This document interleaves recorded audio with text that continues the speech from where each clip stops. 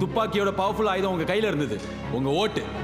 அதுல உங்க கோவத்தை காமிச்சிருக்கலாம்ல, என்ன தோக்கடிச்சிருக்கலாம்ல.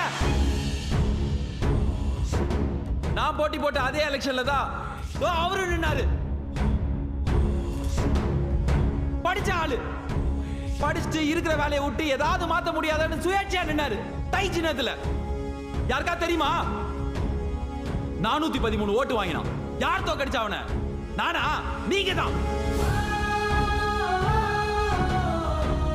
தமிழ்நாட்டுல ஒவ்வொரு தேர்தலையும் ஒவ்வொரு தொகுதியிலையும் ஏதாவது மாத்திரலான்னு சுயேட்சையா அத்தனை பேர் நிக்கிறாங்க. யாராவது திரும்பி பாக்குறோமா? நம்மளுக்கு தெரிஞ்சதுல 2 கட்சி 2 சின்னம். ஜாதியை பார்த்து ஓட்டு போறவங்க தானே நீங்க. காசு கொடுத்து ஜெயிச்சவன் தான்டா நீ. ஆமா, அரசியல்வாதிகளா காசு கொடுத்து தான் ஓட்ட வாங்குறோம். ஆனா அந்த காசுக்கு ஓட்ட விக்கிறது யாரு? காசு கொடுக்குற நாங்க கெட்டவங்கனா அதை வாங்குற நீங்க